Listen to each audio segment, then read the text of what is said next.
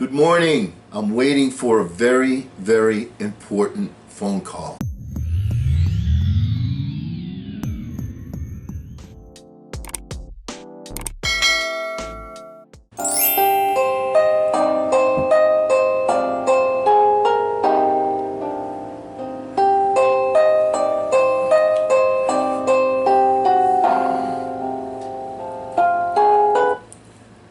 Good morning, Don Corleone. It's an honor to speak with you. I kiss your ring. Virtually. Okay. I asked you to call me because I was hoping to get some of your insight on the current situation with the virus, with the leadership, things that you might, handle things. Do you have a few minutes to help me out with that?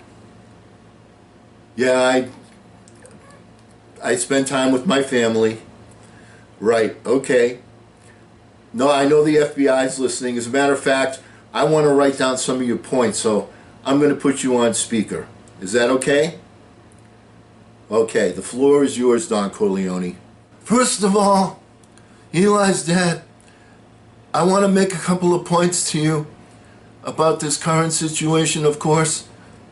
I have no intention of placing my fate in the hands of men whose only qualification is that they manage to con a block of people to vote for them.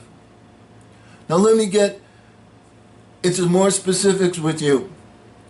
Now you recall when Carlo married my daughter and Tom Hagen suggested that we give him a good position in the organization.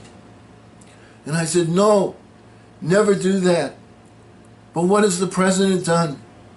He has Jared Kushner, his son-in-law, and he's an advisor with a tremendously large amount of influence with the president. 2 months ago, he asserted his expertise on the Middle East conflict by saying, I've read 25 books on it. Who you choose as your people is a key thing. And situations dictate that you adjust who you choose to work with. You recall when Santino knew that he was going to be going to war, and even though his stepbrother Tom Hagen, with whom he's very close, he had to tell him, you're not a wartime consigliere. And it's clear that he needed people to be able to handle the job that was necessary. Skills involving strategic thinking, temperament, personality, and a range of other factors are highly relevant when you're considering who to put in a key position. Let's talk about something else. Let's talk about going to the mattresses. When you're in a position and you know you're going to war, you have to have people ready, and you have to have them sitting in a position where at a moment's notice they can go out and do the job. That's what going to the mattresses is all about. And in this particular situation, it's essential that our country go to the mattresses by staying away from this virus. You did that to some degree, but at the same time, you were still like having your soldiers out on the street. You don't want to have your soldiers out on the street. You want to have a unified effort where your soldiers are all in their apartments going to the mattresses. And when you're building an organization, and this is even before, this is especially important before the crisis comes, is you have to build a powerful community. And how do you do that? By reaching out to people, whether it's a funeral director. You remember in the beginning of the movie that he wanted me to go kill somebody people that had hurt his daughter, or the baker who wanted help. You have to, when you talk with these people, you do favors for them. And you establish a quid pro quo relationship by saying, there may come a time when I'm going to need you to perform a service, and that time may never come. But if it does, I need you to be ready to help me. Can you do that? And you start off by doing them the favor first. And you build your community with strength. And then when the time comes and you need the baker to pretend that he's holding a gun to protect you for your life, he's there to do it, and do it willingly. Okay, let's go over some other things. First of all, the way you treat people is not the same. You don't do that uniformly. You have to motivate people different ways. Some people, like we said with The Undertaker, you make them show respect. Luca Brasi is someone with whom you respect. And then there's others that you give a kick in the pants, like Johnny Fontaine, when I said, you can act like a man. These are the way you treat people depends upon the person with whom you're speaking. And you always do so from a position where you're going to continually gain their respect.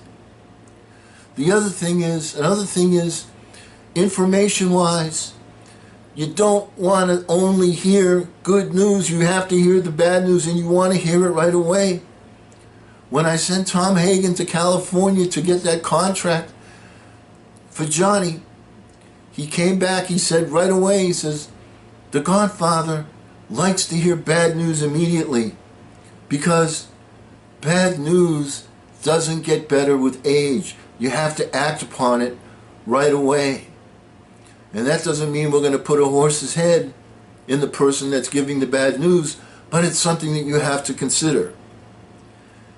Decision making, one of the keys as a leader is your decision making must be emotionless. You can't do things based upon your emotion. You can't just reach out and start yelling and screaming and do things on emotion. When I lost my son Santino, I was angry. I wanted to retaliate, but I had to give the matter some thought. And when I did, it was clear to me that in the long haul, if I did act that way, only bad things were going to happen. So I had to call a meeting of the 5 families so that we could organize and stop this war right now. So you have to have organization, and you can't do it with emotion. And the other thing you must always remember is that when you're speaking with business people, you can always come to a business solution. Remember, keep the personalities out. It's only business. Another thing that you need to be careful of is that you have to be in a position to be not reactive, but proactive. You have to anticipate scenarios that are going to happen. When I was grooming Michael to take over for my shoes, I constantly reminded him I was losing it a little bit, but this was on the forefront of my mind. I knew it was going to happen. Remember, I said, whoever brings you that Barsini meeting, he is the traitor. So it's so essential that you have to pay attention to detail so that you can be in a position where you're ready to respond and not react, because you already know what's going to happen. And as the Don, it's critical that you keep your word all the time.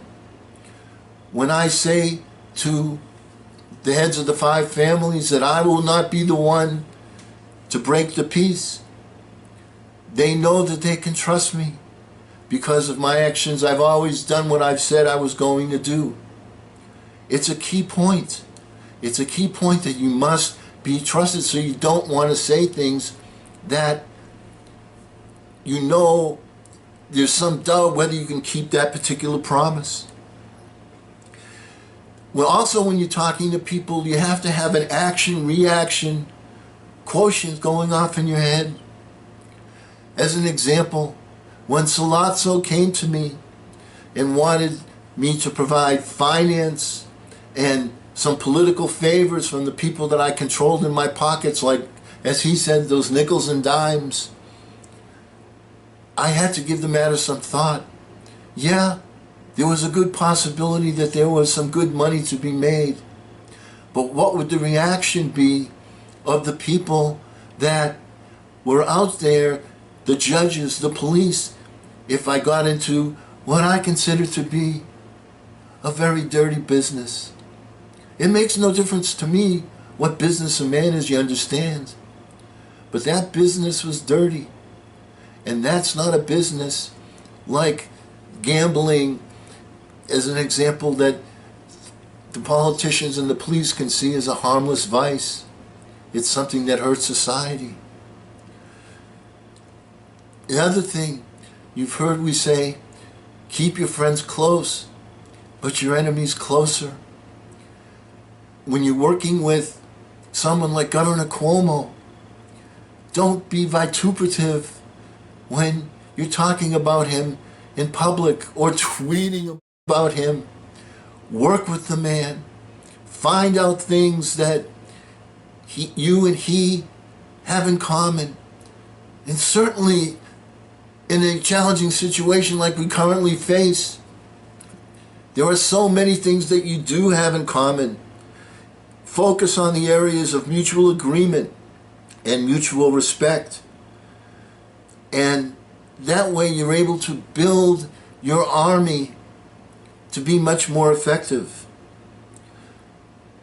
Another thing, never tell anyone outside the family what you're thinking.